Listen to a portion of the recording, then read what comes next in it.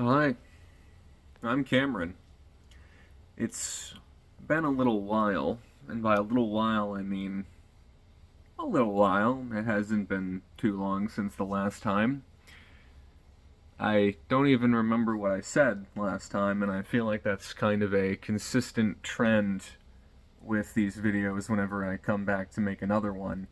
But I definitely said something the last time about how it kind of feels like there's no point in making a video when things are going alright, because nobody's really interested in hearing a guy talk about how great things are. They want some deep mythical insight, some tasty little sprinkles on top of this suffering Starbucks that they have, this Starbucks that they take full of sugar that they down with their sleeping pills and their anti-anxiety pills right before they go to bed to make things really special. And maybe that's the interesting part of who I am as a person. Maybe the perspective I have towards handling the difficulties in my life is what people are drawn to. If things are good, I might just say, and things are so good, guys. But if things are bad, I might have something more interesting to say about that.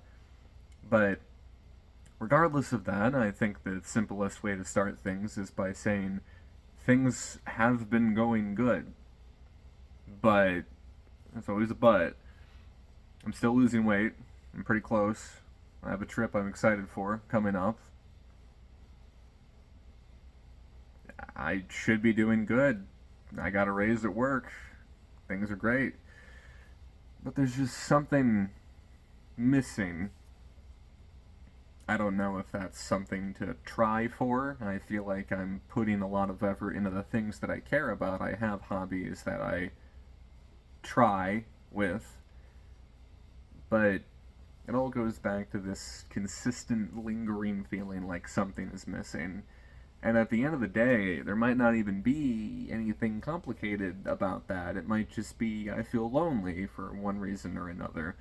I'm 26 years old and I live in a nice apartment by myself and I have a job I don't hate. I don't have a car and I live in a city in the middle of nowhere with nothing to do. I mean, it kind of sucks. But you might think, well, Cameron, you make these videos, you talk just fine, you're always.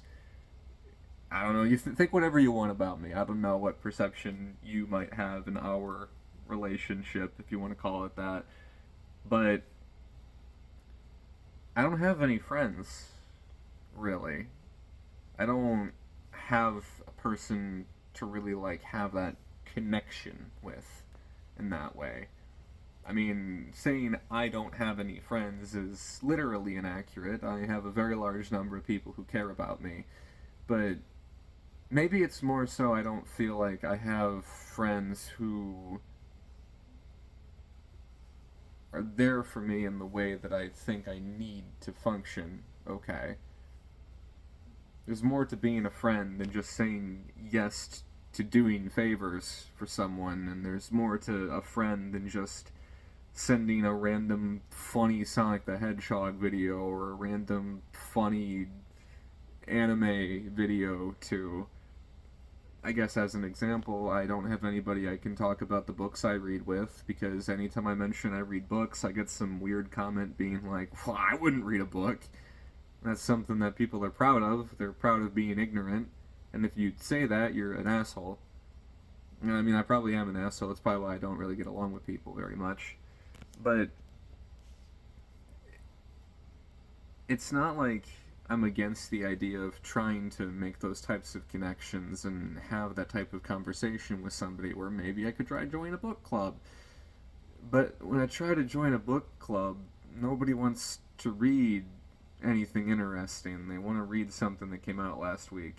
But to them, that's interesting. I come in and I'm like, well, I don't want to read that. That's weird. And I'm like, a jerk. I'm coming into this group and saying everybody should do things the way that I want, and that's not the correct answer either. There's a million different ways I could approach this, and I could walk around in different circles. But I think to more specifically hone in on something more personal to me, I think about Tekken. I've mentioned Tekken once or twice, and by once or twice I mean it's probably the one thing I talk about the most consistently when I make these videos, because Tekken is very important to me. I love Tekken, and for those of you who are watching this who don't know what that is, because there's an entirely real possibility that might be you right now. If it's not, you can ignore this part. Tekken is a video game that I like playing a lot. It means a lot to me. It kind of taught me how to grow as a person. I've met a very large number of people who are still in my life, thankfully, through playing Tekken. None of these people want to play Tekken anymore. I want somebody I can play Tekken with, that I can share that with, and I can have that connection and be excited about it with. The people who play Tekken aren't like that. It takes 2 minutes of searching Tekken on Twitter, X, whatever you want to call it, to find somebody writing essays about how it's the worst thing ever and anybody who likes this should kill themselves. And it's not even just with Tekken, that's video games. Everybody's so jaded about it. They don't use it as this cool experience to share with other people. They use this as a medium for all of their frustrations and an excuse for their insecurities. I like World of Warcraft. Good luck trying to find anybody to play that with. That is not a story that needs to be told, but no shot. I mean, you see how people who play Counter-Strike are, or Dota, League of Legends. I could list any example. The other day, I was woken up in my apartment because my next door neighbor was screaming slurs at the top of his lungs through the wall. And then I mentioned that to a coworker, and the response I got back was he was probably gaming. And that's where we're at this point, where it's like, I don't want the hobby that I think is the most fun to be associated with racism and ignorance and stupid idiots who think it's cool to scream slurs at the top of their lungs through the wall. And the type of people that I used to hang out with would probably say I was being a pussy and it was somehow my fault for getting mad at him for doing something that was funny. And then these people are miserable. They have a Twitter account where they just post paragraphs about how sad they are and about how they're better than everybody else, and people just don't understand them. Everybody is trying to find some type of excuse to justify their misery. And in my case, I don't have an excuse for it. My life is going good. There's just certain things that I wish were going better.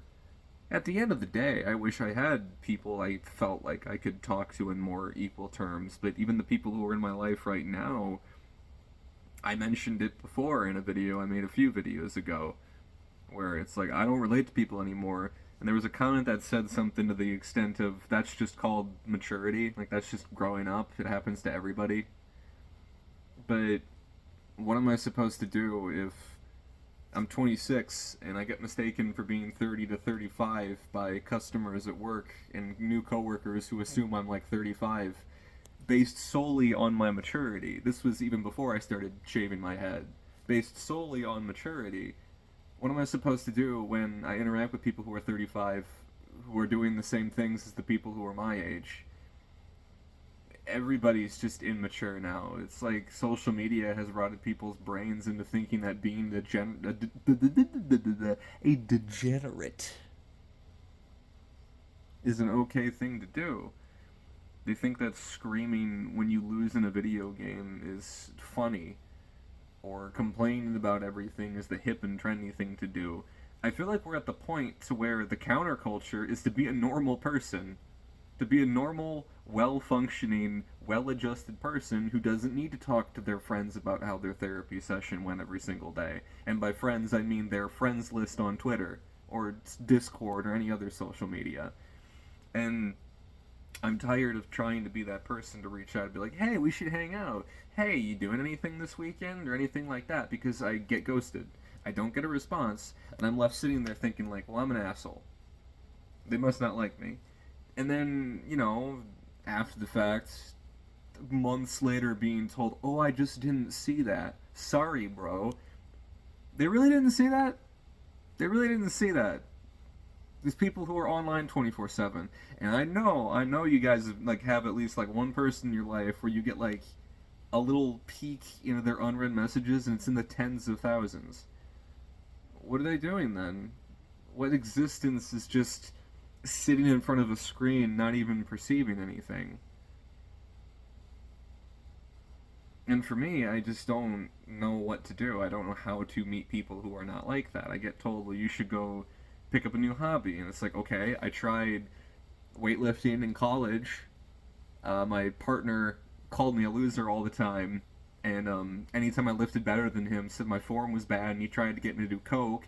You should try meeting friends who play video games. Yeah, except they're racist and they are super misogynistic and never go outside and have horrible lifestyles, and they also have bad taste. That's right. That's right. And, well, you should join a book club. And it's like, I don't want to read the books that they want to read. I mean, there's something to be said, like maybe interacting with people in a circumstance that you don't necessarily want to. You might get something out of that. It's like trying a new food. Being a picky eater means you're just going to be stuck eating the same thing for the rest of your life, and you never get anything new out of that. Maybe I'm just being narrow-minded about things. Maybe my solution is to go join a football club. Maybe I should pick up golf. Maybe I should try playing basketball. Maybe I should pick up ping pong. Maybe there's some mythical new hobby that I haven't done yet where I would meet a person who would meet all of these categories. But the fact of the matter is that the people who enjoy the things that I enjoy are not well-adjusted people. There's a reason that there's like a whole subcategory of interpretation about the media that I like where it's just escapism. I mean, I love Persona. I love Persona 1, Persona 2, Persona 3, Persona 4, and all the games in the series that don't go past 4. But people see that as like a high school dating simulator, and they take that experience and then they make that their existence. They don't view it as just being the medium for which the story they're trying to tell is being told. It's a supplement for their own reality. And what am I supposed to do to deal with all of this? I start reading all of these books that are like Common Core, and then I'm reading through something that Nietzsche said like 10 billion years ago, and I'm like, wow, I feel this every single day. Or I'm reading through something Mishima said, and I'm like, this guy is so interesting. I wonder how he dealt with depression. And it's like, so I don't know if there's a solution to these problems, but I do know that I'm frustrated about it. And I feel like I'm just done trying. I'm done trying to reach out to people who say that we're friends, but don't ever initiate conversation for months at a time, and their excuse is that they're just too busy. If somebody says they're just too busy, it means they're just too busy for me. And I think the mature thing to do in that circumstance is to respect their maybe not awkward, respect their preferences towards that and understand that them saying I'm too busy is the polite way of saying I don't really want to be friends with you. And if I have that gut feeling, as I gesture to my right side of my chest with nothing in it for some reason, I feel like that's probably accurate. If for whatever reason some of you armchair therapists or literal therapists or any opinion out there feels like I'm looking at this the wrong way, you're free to let me know and express that. But I've just been feeling kind of down as of late, realizing maybe I don't have a point in trying to make friends or trying to have these connections. Maybe there's a certain kind of answer I need to find within myself instead. I've found even just from reading more that I feel less alone, knowing that some Korean guy from 100 years ago felt a lot of the same way that I did about things, and he died before he was even as old as me. It breaks my heart, but it makes the world feel a little less small in a really important way. So in the meantime, I'm just going to keep reading books. I'm going to try to cherish the good interactions that I have with people and the meaningful connections that I have with people while I can. Because I don't know what else to do. So that's all I got for now. I'd say hopefully the next video will be less sad, but maybe I'll just only make these when I need to vent. It's cheaper than a therapist. Either way, I hope you're doing well. You, specifically. And I'll see you guys next time.